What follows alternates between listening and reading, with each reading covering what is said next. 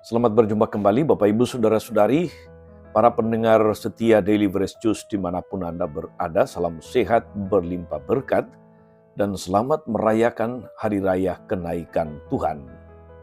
Pada hari Kamis tanggal 29 Mei 2025, saya mengajak kita merenungkan kutipan Injil Lukas bab 24 ayat 46 sampai 53. Kita dengarkan sabda Tuhan. Dalam nama Bapa dan Putra dan Roh Kudus. Amin. Sesudah bangkit dari antara orang mati, Yesus menampakkan diri kepada para murid. Katanya kepada mereka, "Ada tertulis demikian, Mesias harus menderita dan bangkit dari antara orang mati pada hari yang ketiga.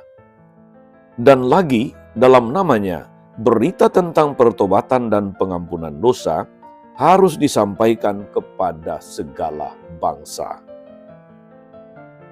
Mulai dari Yerusalem, kamu adalah saksi dari semuanya ini. Dan aku akan mengirim kepadamu apa yang dijanjikan Bapa kepadaku. Tetapi kamu harus tinggal di dalam kota ini sampai kamu diperlengkapi dengan kekuasaan dari atas." Lalu Yesus membawa murid-murid itu keluar kota sampai dekat Betania. Di situ ia mengangkat tangannya dan memberkati mereka. Dan ketika sedang memberkati mereka, ia terpisah dari mereka dan terangkat ke surga. Para murid menyembah kepadanya, lalu mereka pulang ke Yerusalem dengan sangat bersukacita. Mereka senantiasa berada dalam bait Allah dan memuliakan Allah. Demikianlah sabda Tuhan. Bapak Ibu Saudari-saudara, umat beriman terkasih dalam Tuhan kita Yesus Kristus. Kalau Anda pernah berkunjung ke kota Manado, salah satu ikon dari kota Manado itu adalah monumen Yesus memberkati. Pada monumen itu berdiri sebuah patung Yesus yang sangat megah. Dengan posisi Yesus yang terangkat ke atas tapi dengan tangan sambil memberkati. Patung ini saudara-saudari menggambarkan dengan sangat jelas peristiwa yang kita rayakan hari ini. Hari Raya Kenaikan Yesus. Dia terangkat sambil memberkati. Kutipan Injil tadi mengatakan begini, ketika ia sedang memberkati mereka, ia terpisah dari mereka dan terangkat ke sorga. Itulah yang disaksikan para murid, dan tentu saja yang kita dengarkan dalam kutipan Injil tadi. Peristiwa kenaikan Yesus dengan demikian saudara-saudari, bukanlah sebuah peristiwa yang menyedihkan, tetapi justru peristiwa yang penuh dengan sukacita. Apa inspirasinya untuk kita saudara-saudari? Setidaknya ada 3 poin yang saya ajak kita renungkan. Poin yang pertama saudara-saudari adalah Yesus terangkat ke surga sambil memberkati. Kita memahami mengapa para murid diliputi sukacita karena Yesus tidak meninggalkan mereka begitu saja. Yesus memberkati mereka dengan berkat rohani dan surgawi yang memampukan para murid untuk tetap teguh dalam iman, untuk tetap bersukacita dalam segala pengalaman hidup.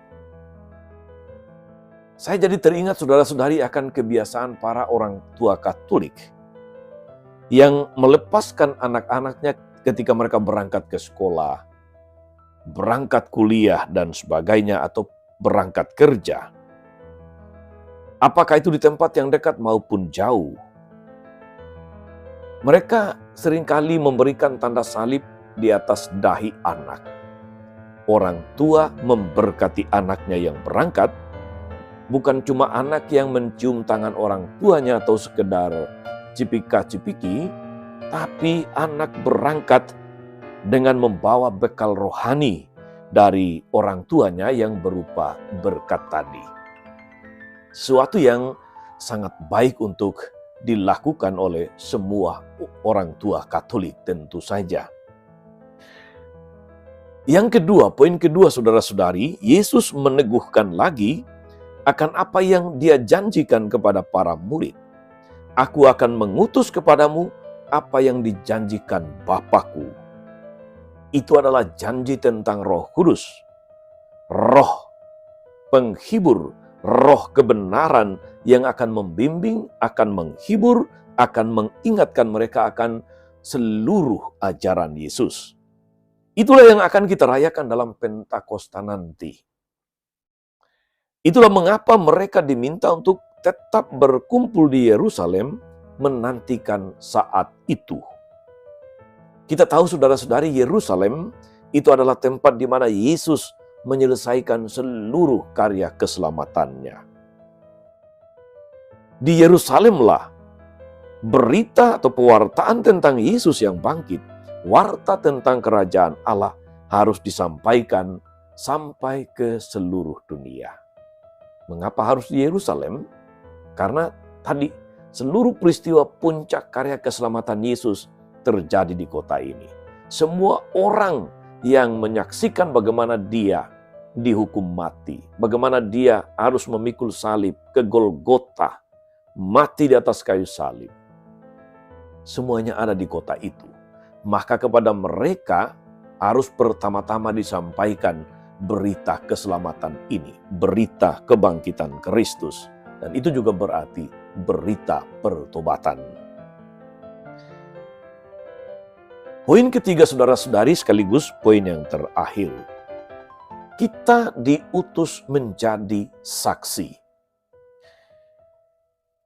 Kepada para murid, Yesus menegaskan dalam Injil tadi, ada tertulis, Mesias harus menderita dan bangkit dari antara orang mati pada hari ketiga. Dan lagi dalam namanya, berita tentang pengampunan dosa harus disampaikan kepada segala bangsa mulai dari Yerusalem.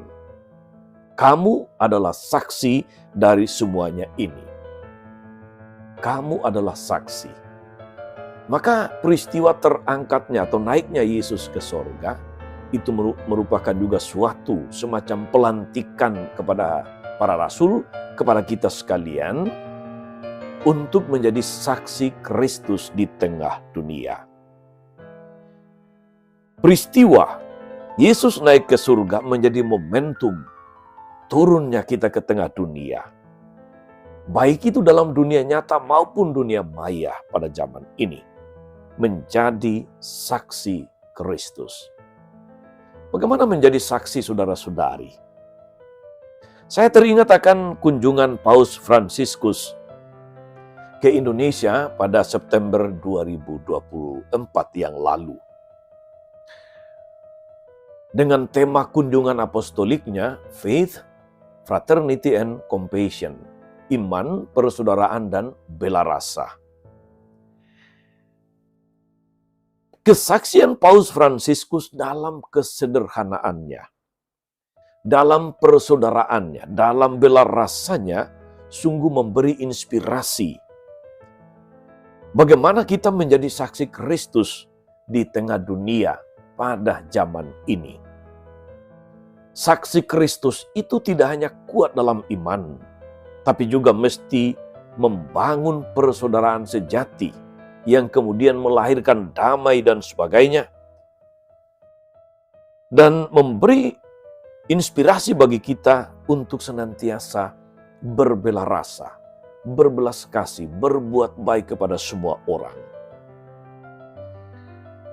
Tentu saja kesaksian Paus Fransiskus saudara-saudari, itu adalah buah dari persekutuannya dengan Yesus. Kesaksian hidup atau keteladanan hidup jauh lebih kuat gema dan dampaknya daripada sekedar omon-omon, daripada sekedar kata-kata. Akhirnya saudara-saudari, saya ingin mengutip apa yang dikatakan Santa Teresa dari Avila untuk mengakhiri renungan ini. Teresa dari Avila mengatakan begini, Kristus tidak mempunyai tubuh di dunia ini selain tubuhmu.